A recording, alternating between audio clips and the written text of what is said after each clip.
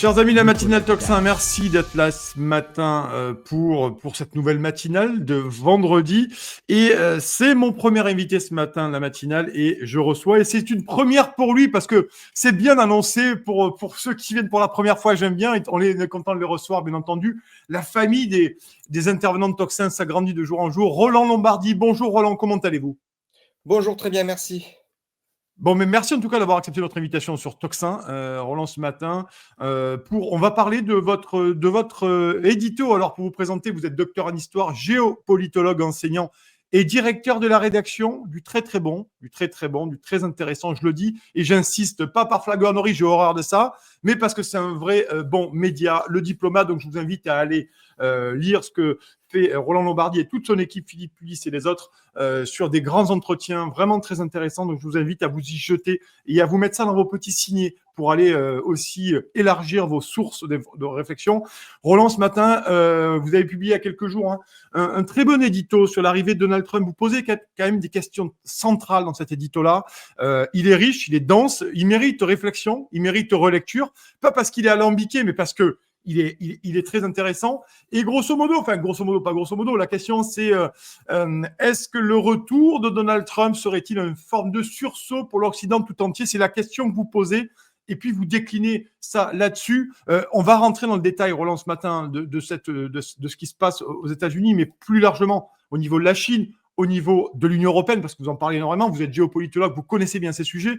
Vraiment, Donald Trump, aujourd'hui, vous parlez de retour tonitruant. Vraiment, vous l'avez vu comme ça, tonitruant, ce retour de Donald Trump aux affaires? Ben oui, parce que justement, dans le Diplomate Média, on avait créé une rubrique il y a un an de cela, à la création du Diplomate, pour justement suivre ces élections américaines qui s'annonçaient plus que retentissantes.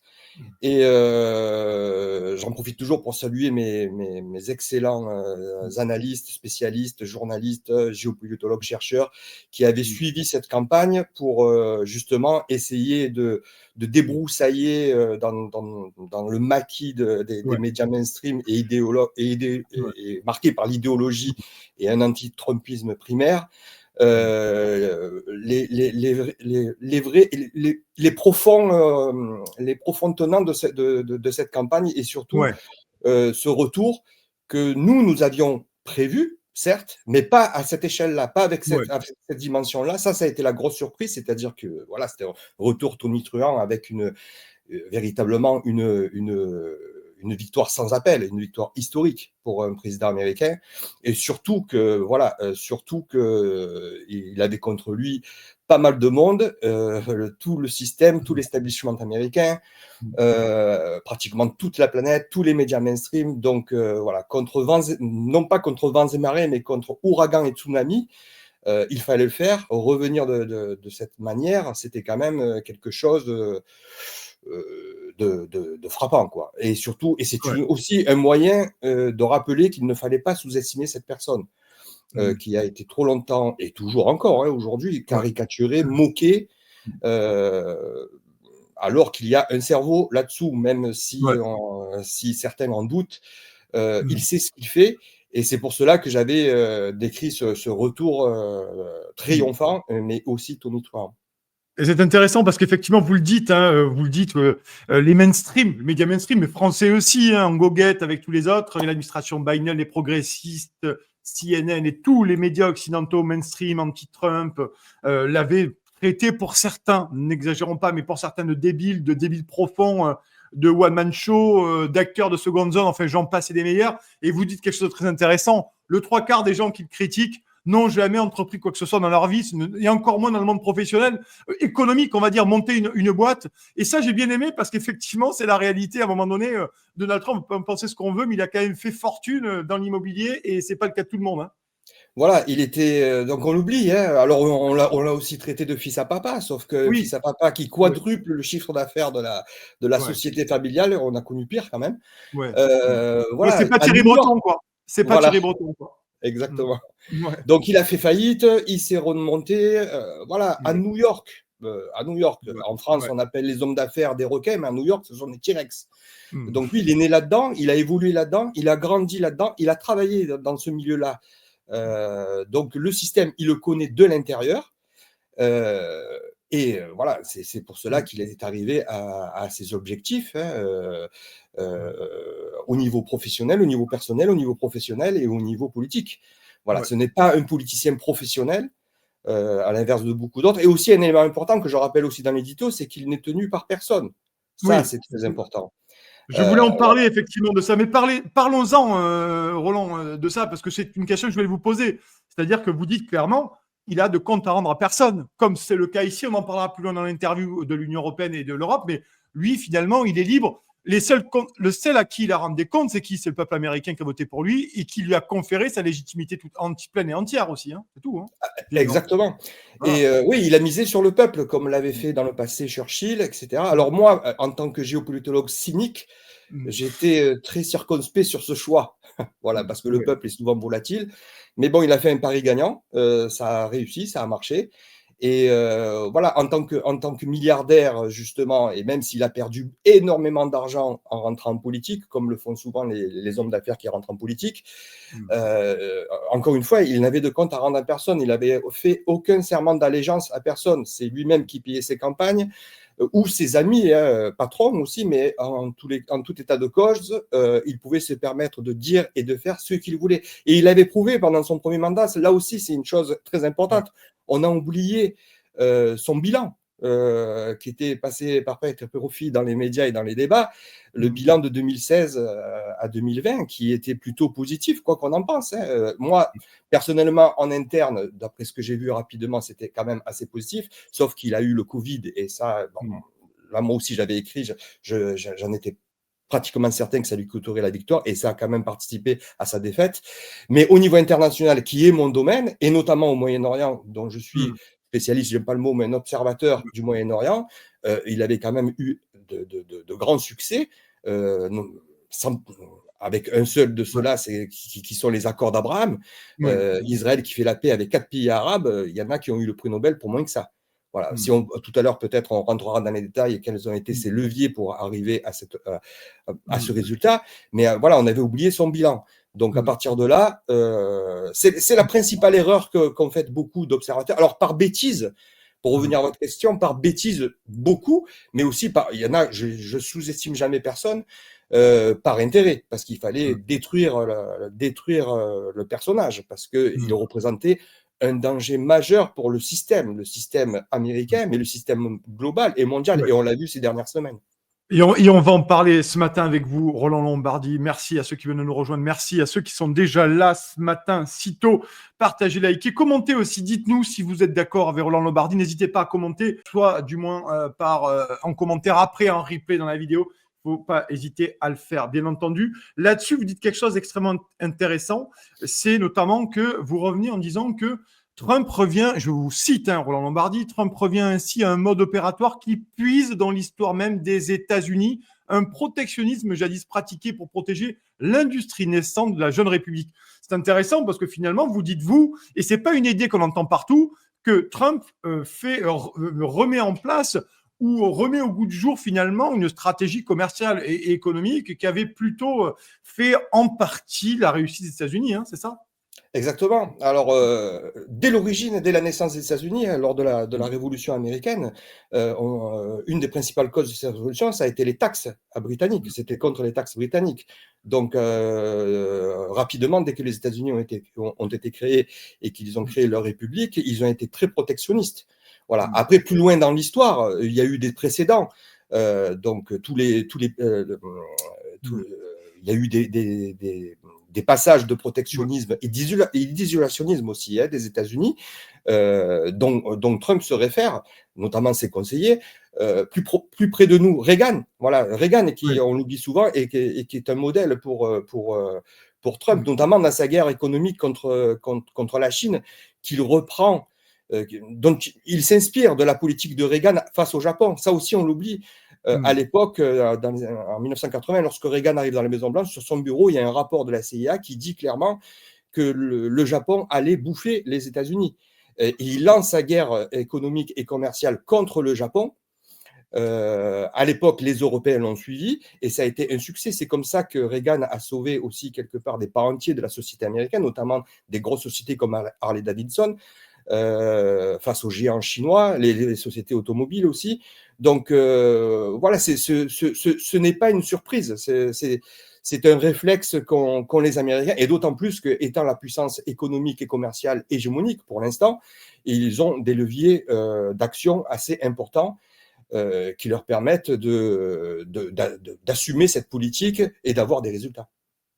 C'est pour ça, oui, on va continuer à en parler parce que c'est bien aussi de revenir à ces analyses aussi, parce qu'on entend quand même beaucoup de bêtises, pour pas dire autre chose, sur les plateaux télé depuis la déclaration des droits de douane, manifestement. Donc c'est bien aussi de remettre les choses dans leur contexte et d'avoir une autre analyse, un peu de vent frais, ça fait pas de mal pour nos cerveaux quand même, qui sont soumis à rude épreuve concrètement avec tout ce qui se passe aujourd'hui. Là-dessus, c'est intéressant parce que il y a une question aussi que vous posez, et moi, c'est une analyse que je fais aussi, notamment sur le fait que Trump, il a fait plusieurs discours à ce sujet-là, et notamment devant un congrès des républicains, notamment sur le fait qu'il préférait à un moment donné localiser ou relocaliser, pardon, que délocaliser. Il préférait les ouvriers que finalement les maniaques qui allaient délocaliser à droite à gauche.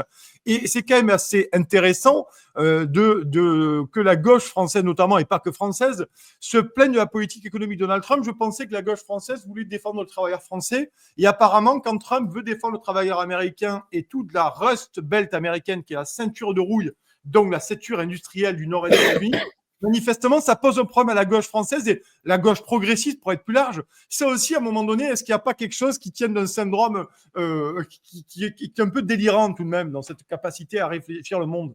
Ben oui, que pour la gauche, hein. Il y a aussi, je le dis dans l'édito, les écologistes, hein, Oui. relocaliser, c'est revenir à un circuit court quelque part. Donc les tenants d'un écologisme parfois extrémiste sur le circuit court devraient apprécier les positions et la volonté la volonté politique de Trump d'aller dans ce sens-là. Mais bon, les masques tombent, on voit qu'en fait ces gens-là sont finalement les idiots utiles de ceux qu'ils sont censés combattre, c'est-à-dire la grande finance et les grandes sociétés. Donc voilà, moi j'explique cela comme cela, hein. Voilà. Après, il y a de l'idéologie, comme vous l'avez dit en début de notre entretien. Voilà, Trump, c'est le nouveau croque-mitaine pour tout le système, et il faut par tous les moyens occulter ses actions. Encore une fois, son bilan son bilan précédent, de son mandat précédent. Et oui, vous l'avez très bien dit, en fait, c'est Trump qui quelque part, a des positions, on va dire pas de gauche, mais voilà, qui ont assuré son succès aussi, hein. Ça aussi, on l'oublie souvent, la gauche le critique beaucoup, comme vous le dites, mais les urnes ont parlé. C'est une élection qu'il y a eu, c'est une démocratie. On dit encore une fois, j'en profite pour rebondir là-dessus, on dit la démocratie est malade. Parce qu'elle a voté pour Trump, c'est pas parce que c'est pas parce que le peuple vote pour celui que vous n'avez pas choisi que la démocratie est malade. Et bien au contraire, depuis Trump et déjà en 2016, le taux d'abstention aux États-Unis, il s'est écroulé. Chose qu'on a avant 2016, 60% voire 70% des Américains ne votaient plus aux élections. Et lui, il a remobilisé à la fois son électorat, mais aussi quelque part l'électorat de ses adversaires. Donc, moi, je ne vois pas du tout un malaise de la démocratie américaine, bien au contraire. Oui, parce qu'il y a vraiment une nouvelle forme aujourd'hui de défense des classes moyennes, hein. Trump l'avait dit. Fier d'être le président, je cite Donald Trump, fier d'être le président qui défend Main Street et pas Wall Street. Cette phrase, elle est bien trouvée, c'est du Trump, hein, concrètement, mais ça veut bien dire ce que ça veut dire. Aujourd'hui, et puis aussi, on va en parler, mais véritablement, c'est quelqu'un qui a envie de sauver l'économie américaine aussi, et de sanctionner les grandes entreprises américaines qui vont à l'étranger aussi, parce qu'il y a aussi ce double coup de bambou, hein, pour les GAFAM et autres, hein. Ah, absolument. Absolument. Donc, ça me fait penser aussi à la déclaration que nous avions eue du président Hollande, qui disait que mon ennemi, c'est la finance. Discours du Bourget. Voilà. Il a vite oublié le Bourget, Hollande. Mais c'est pas qu'il a vite oublié, c'est qu'il a été vite repris à l'ordre. Et là, on revient à ce que je disais au début. Ouais. C'est que lui, Trump, encore une fois, lui peut se permettre parce qu'il a de comptes à rendre à personne. Mm. Et vous avez vu, pour tout vous dire, lors de son investiture, tous les GAFAM étaient. Alors, Musk a été le premier Oui. à venir à Canossa. Il avait compris, il a eu un certain sens politique et compris qu'il y avait une vague populaire qui était en train de se lever. Les GAFAM ont tout fait. Et d'ailleurs, c'est eux la cause. C'est pas parce qu'il était fou que Trump il fallait l'abattre, c'est parce qu'il était dangereux pour leurs propres intérêts. Et les GAFAM, je le rappelle, sont les 5 puissants, sont les sociétés américaines les plus puissantes de la planète. Il faut pas l'oublier. Plus puissantes que certains pays, plus riches que Oui. certains pays même. Avec la victoire de Trump, ils se sont très vite, très rapidement, ils ont compris. Et c'était étonnant, certains étaient étonnants de les voir tous venir à la cérémonie d'investiture. Mais pourquoi? Parce que bon, c'est des gens qui s'y réfléchissent, ils sont loin d'être Ben, stupides, loin de là. Et ils avaient compris que, voilà, devant cette victoire historique, comme on l'a dit au début, c'était une lame de fond profonde, ce n'était pas un épiphénomène, Trump, et que ça allait sûrement perdurer. Parce que si en plus il réussit tous ses objectifs comme il avait fait pendant son premier mandat, il va être d'autant plus populaire. Alors après, c'est pas certain qu'il puisse se représenter, c'est même en principe au niveau de la loi, c'est impossible, bon, sauf un scénario à la Roosevelt, mais je n'y crois pas ouais. trop. Mais en tout cas, son successeur, Vance ou d'autres, Ouais. surfera sur cette popularité et il sera sûr d'être réélu. Alors les GAFAM, qu'est-ce qu'ils se sont dit? On va en avoir pour 4 ans, 8 ans, peut-être Ouais. 12 ans. Donc Mm. c'est pour ça qu'ils étaient venus à Canossa. Et pour revenir à votre question, malgré cela, vous avez vu, lorsqu'il a appliqué, pendant les 10 jours d'affolement général avec ces taxes, Ouais. les GAFAM ont beaucoup perdu. Mais vous voyez, ça ne l'a pas empêché d'appliquer ce qu'il avait promis. Ça aussi, on l'oublie. Mm. Trouvez-moi un homme politique aujourd'hui qui réalise ses promesses. Trump, encore une fois, je reviens toujours à son bilan, il avait réalisé quand même environ 8 promesses sur 10 de son mandat. Ouais. Mm. C'est du jamais vu à l'époque contemporaine. Mm. Donc voilà, donc oui, il veut mettre au pas, surtout en priorité, même ça on l'oublie, au-delà de la Chine, mais en priorité, les grands groupes américains qui se font de l'argent sur le dos du trésor américain. Il faut rappeler que les GAFAM fabriquent leurs produits en Asie, Ouais. les vendent aux États-Unis à prix fort, mais sont dédouanés d'impôts parce que leurs sièges sont en Irlande, comme en Europe. Les GAFAM ne payent aucun impôt en Europe et aux États-Unis. Mm. L'Europe n'a aucun levier de pression. On a vu les tergiversations, les gesticulations des Européens devant ce fait. Mais Trump, lui, il y va, et il y va fort, et il y va y parvenir. Alors, il y a le problème des métaux rares, tout ça. Et là, c'est là que la géopolitique rentre en compte, Ouais. parce que les GAFAM Mm. sont dépendants des métaux rares de la Chine, parce que la Chine a le monopole mondial de la production et de la transformation des métaux rares. Mais ça, justement, alors ça va être très long pour Trump, mais l'affaire du Groenland, c'est ça. L'affaire de Mm. l'Ukraine, c'est ça aussi. C'est chercher, c'est un peu quelque part ce qu'a dû Trump a dû leur dire, c'est-à-dire vous inquiétez pas, les métaux rares, je vais en trouver. On n'est pas stupide, on va en trouver nous aussi. Alors ça va être très Mm. long, mais en tout cas, voilà, pour revenir au cœur de votre Ouais. question, oui, Trump n'a pas Mm. peur d'aller, Mm. d'essayer de mettre au pas certaines sociétés. Ouais, c'est intéressant et j'aimerais qu'on reparle après de ça aussi. Vous parlez notamment des métaux rares. Roland Lombardi, je vous remercie d'être là ce matin, docteur en histoire, géopolitologue, enseignant et directeur de la rédaction du Diplomate Média. Chers amis, allez voir aussi ce que font les confrères aussi. C'est un site d'actu. Il y a pas mal plus de d'actu, il y a pas mal d'analyses, pas mal de grands entretiens. Donc, je vous invite à aller voir Et ce site. totalement gratuit en plus. Totalement gratuit. Allez-y, chers amis, allez-y. Vous connaissez Toxin. Après, voilà, il y a des dons et vous nous aidez. Vous faites des dons un peu à tout le monde. C'est très important et c'est toujours intéressant. Vous voyez, nous, on n'est pas sectaire. On fait même on invite nos confrères aussi sur nos antennes parce que c'est ça aussi un pays, un pays démocratique ou du moins la démocratie qu'on a envie d'avoir. Là-dessus, vous parlez des métaux rares, vous parlez du Groenland. Là-dessus, vous disiez aussi, c'est intéressant, sur la Chine. Ça, c'est intéressant. C'est-à-dire que la Chine, à moyen ou long terme, aurait surpassé les États-Unis pour le leadership mondial et serait devenu quoi? L'hyperpuissance dominante. Et en fait, vous dites que avec le retour de Donald Trump, eh bien, concrètement, les Chinois, ils sont en train de se dire que la perspective, elle est de moins en moins florissante et que ça risque de leur échapper, cette visée hégémonique sur le monde par l'arrivée de Donald Trump. Comment ça se passe? Quel élément on a pour faire cette analyse, Roland, concrètement, aujourd'hui? On l'a vu dans les réactions chinoises aussi. Ouais. Alors moi j'ai une petite anecdote à vous raconter que je Ouais. raconte souvent, c'est que donc dans les cours que je donne à Excelia, à La Rochelle, j'ai beaucoup d'étudiants chinois. Et le semestre dernier, donc en décembre, je crois, oui, c'est ça, j'avais un étudiant chinois ils sont généralement brillants, en plus, d'autant plus Ouais. brillants. Lui, il était particulièrement brillant. Il était très au fait il parlait très bien français. Il connaissait, il avait de très grandes connaissances en histoire, en géopolitique. Et justement, lorsque j'analysais le retour de Trump, je lui ai posé, ben voilà, nous avons un témoin, on va lui poser la question. Et je pense qu'il était fils de notable chinois. Ouais. Et je lui pose la question, alors qu'est-ce que pensent d'après toi les Chinois du retour de Trump? Nous étions en décembre. Il m'a répondu du tac au tac, ils ont peur. Donc ça m'a quand même interpellé. Et après, les semaines se sont déroulées, les décrets et les actions de Trump se sont confirmés.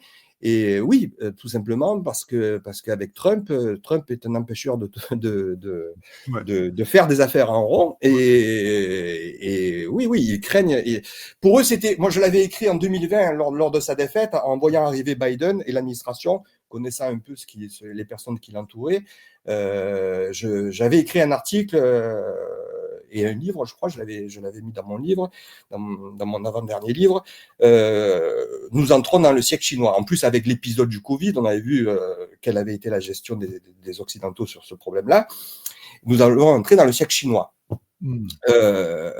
C'est clairement, tous les observateurs vous le diront, tous les voyants étaient ouverts pour la Chine.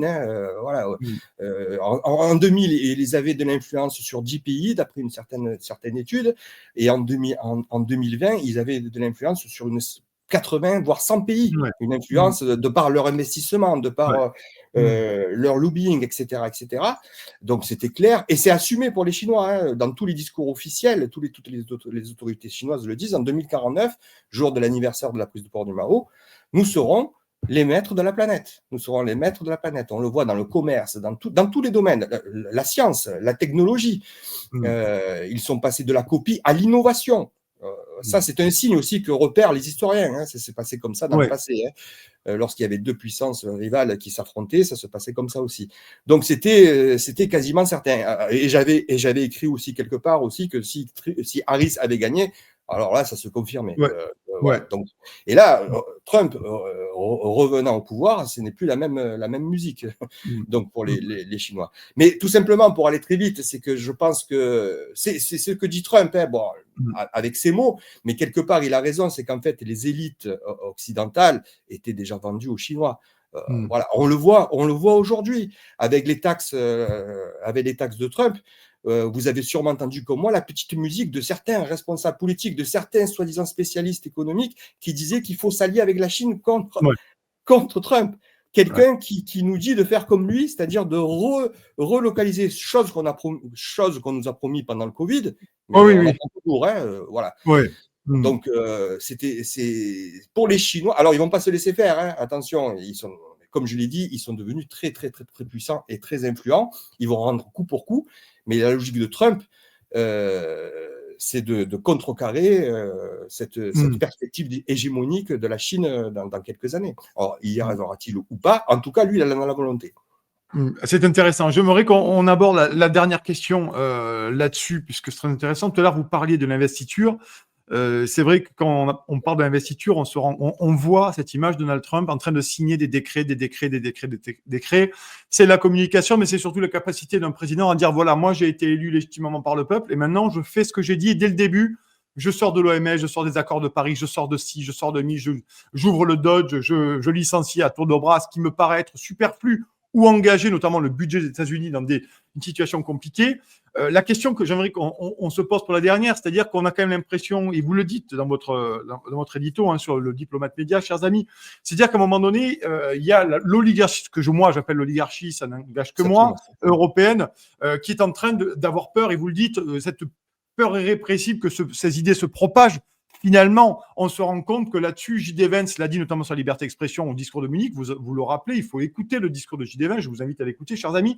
Et effectivement, on se rend compte que Donald Trump est finalement le miroir ou le catalyseur d'une population européenne, notamment française, qui se dit, mais attends, mais si lui il le fait, pourquoi nous on le ferait pas chez nous? Et pourquoi on redresserait pas le pays, du moins, en prenant ce chemin-là? Il me semble que c'est vraiment une peur panique des élites, ici, des oligarchies, et qui est en train, notamment par ça, de maximiser la censure, d'ouvrir des comités théodules pour faire fermer la bouche de certaines personnes et de médias dissidents. Rapidement, c'est le sentiment que j'ai, Roland. Est-ce que vous partagez le mien ou pas? Absolument, comme on l'évoquait tous les deux en aparté tout à l'heure, c'est ça le plus important. Alors, c'est ce que je dis à mes étudiants. On est en train de vivre un moment historique. Et le mot est souvent galvaudé par les journalistes, mais non, pour le coup, nous sommes dans une époque charnière et vraiment historique. Il y a la première révolution, c'était le passage peut-être de la Chine devenant la puissance dominante et le déclin de l'Occident et des États-Unis. Ça, c'était la première révolution. La deuxième révolution, c'est le retour de Trump. Avant le retour de Trump, c'est la révolution technologique, la révolution numérique. Ça, ça aussi, c'est historique. L'accès à l'information. Voilà, l'accès à l'information. Donc, la troisième, c'est Trump. Et la deuxième et la troisième sont en parallèle. Ce qui s'est passé aux États-Unis, c'est la troisième donc, révolution, le retour de Trump. Grâce à cette révolution numérique, en grande partie, j'espère que les spécialistes se pencheront là-dessus, et c'est ce qui fait peur, comme vous le dites, à l'oligarchie, à la caste dirigeante progressiste, notamment européenne, c'est qu'ils perdent l'information. Ils perdent, et l'information, c'est le pouvoir. Lorsque vous n'avez plus le monopole de l'information, vous perdez le pouvoir. Et c'est ce qui s'est passé aux États-Unis. Des études commencent à être faites aux États-Unis, c'est-à-dire que les Américains ne regardent plus les grands médias. Et c'est ce qui s'est passé pendant l'élection, c'est-à-dire qu'ils se sont fait leur propre avis avec Internet. Alors, avec le pire comme le meilleur, il y a de tout. Mais en tout cas, ils se sont fait leur propre avis et ils ont voté pour celui qu'ils voulaient et pas pour celui qu'on leur disait de voter. Voilà, donc ils ont fait leur propre choix. Et ça, c'est la grosse peur de l'oligarchie européenne. C'était cette grande révolution qu'ils ont peur de voir cette révolution se répandre en Occident. Et voilà, c'est pour ça que je disais que les médias alternatifs sont dans ce mouvement historique parce que c'est la démocratie qui est en jeu, la liberté d'expression qui est en jeu. Et je pense fermement que les dirigeants européens ont plus peur de cela que de la Russie. Donc, continuons encore à travailler, à informer, en abattant les idéologies, en contrecarrant la propagande. C'est de la propagande. Donc, essayer d'informer du mieux possible nos compatriotes, nos auditeurs, nos lecteurs, voilà, pour qu'ils arrivent à penser, à se faire leur propre jugement et à choisir enfin des gens s'il y en a, des gens qui œuvreront pour leur intérêt propre et pas pour l'intérêt de grands groupes industriels ou de la finance.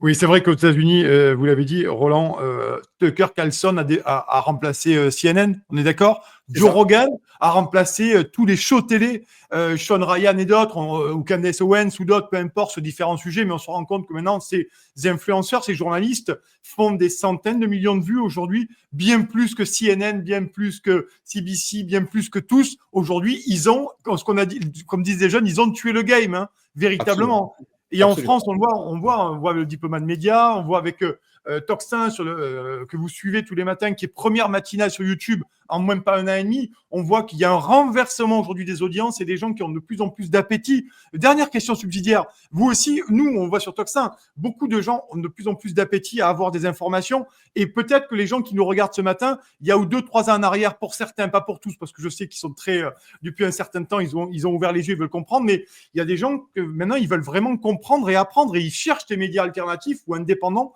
pour mieux avoir une grille de lecture beaucoup plus. Il me semble que c'est un phénomène qui est de plus en plus massif de notre côté, du moins, c'est du moins mon analyse. Ah oui, vous avez tout à fait raison. Moi, je le vois en direct avec mes étudiants. Ouais. Lorsque je leur demande leurs sources d'information, je suis frappé qu'ils ne regardent déjà plus Ouais. les médias mainstream. Donc, ils se tournent vers les médias alternatifs. Alors, il y a comme je l'ai dit tout à l'heure, il y Oui. a du Oui, bon oui. comme du mauvais, hein. Mais en tout Oui. cas, voilà, eh ben, je leur dis, de toute façon, c'est une méthodologie que j'essaye de leur apprendre pour leurs études, mais aussi pour leur vie personnelle. Lisez, cherchez, écoutez, cherchez l'information par vous-même, vous avez accès. C'est ça la grande révolution. Ça s'est jamais vu dans l'histoire, l'accès à Ouais. l'information tel qu'on l'a aujourd'hui. Donc vous pouvez vérifier, vous pouvez lire tous les livres que vous voulez gratuitement. Vous pouvez accéder à n'importe quelle source, vérifier, contre-vérifier, etc. Mais faites-vous votre propre avis. C'est Ouais. ça l'objectif principal d'un citoyen. Donc, allez-y. C'est une chance inespérée et comme vous l'avez dit, et on le voit, hein, on le voit. J'ai vu même l'autre fois sur une grande chaîne une grande étude qui disait ah, en France, nous sommes préservés Ouais. parce que les Français ne font pas confiance aux médias alternatifs, ils Ouais. continuent à regarder les médias. Alors j'aimerais savoir qui Ouais. a financé cette étude, qui l'a Ouais. faite aussi, mais Ouais. voilà, mais bon, c'est Goebbels, au plus c'est gros, au plus ça Ouais. passe. Ouais. Ils essayent encore de nous faire avaler ses couleuvres, mais moi j'en suis pas certain, parce que je vous le dis, quand dans un semestre, j'ai entre 600 et 900 étudiants, je me fais mes propres statistiques moi-même, Ouais. et je vois que c'est plus la même limonade, quoi. Voilà, Ouais. donc Ouais. il y a un vent d'espoir et nous avons un rôle à jouer qui est très important. Encore une fois, c'est vital, hein, pour la démocratie, pour la survie de la démocratie, et pour ceux qui souhaitent se jeter dans les bras de la Chine Ouais. contre Trump. Moi, le système chinois, voilà, je préfère la Ouais. Non. démocratie. Ouais. Quoi qu'il en soit, je préfère la démocratie. Et donc, nous Ouais. avons cet outil. Comme toute révolution technologique, il y a du mauvais, le pire comme le meilleur. Mais Ouais. encore une fois, c'est à nous. C'est un effort, hein, c'est pas facile. Mm. Tout le monde, lorsqu'on a l'image, en plus, c'est compliqué de décrocher d'une image. Mais Ouais. voilà, c'est un effort qu'il faut entretenir, travailler pour essayer de se faire sa propre opinion et d'être un citoyen éclairé. Mais en tout cas, merci pour ces mots d'espoir, Roland Lombardi, ce matin sur Toxin. On va continuer à faire ce travail-là. Vous, aux diplomates médias, que je vous engage, chers amis, à aller lire, à aller voir. En plus, il est gratuit. C'est Roland Lombardi qui en est le fondateur et le rédacteur en chef. Vous êtes aussi docteur en histoire, géopolitologue, enseignant également. Ce matin, on a parlé de Trump. Est-il une forme de sursaut pour l'Occident tout entier? Commentez, soit dans le chat ou soit en commentaire, très important. Et n'hésitez pas à suivre Roland Lombardi. On vous souhaite une excellente journée, Roland, en tout cas un excellent week-end. Et à Merci. très bientôt. Voilà, merci beaucoup d'être venu ce matin sur Toxin. La Merci beaucoup, matinale Roland. Toxin. Chers amis, n'oubliez pas de vous abonner à la Gazette du Toxin sur toxin-media.fr/gazette. Vous savez, tous les jours, Valentin vous écrit dans votre boîte mail, vous recevez le meilleur de la matinale. C'est un courriel, donc impossible à censurer par le système. C'est condensé, c'est fait pour ceux qui n'ont pas le temps ou qui préfèrent lire, tout simplement. C'est aussi une version courriel qui peut être partagée. C'est spécialement conçu pour être transféré en un clic. Bref, c'est la version efficace pour pouvoir diffuser au mieux nos idées et les véritables informations. Pour recevoir gratuitement la Gazette tous les soirs, inscrivez-vous donc tout de suite sur toxin-media.fr/gazette, toxin-media.fr/gazette. À bientôt.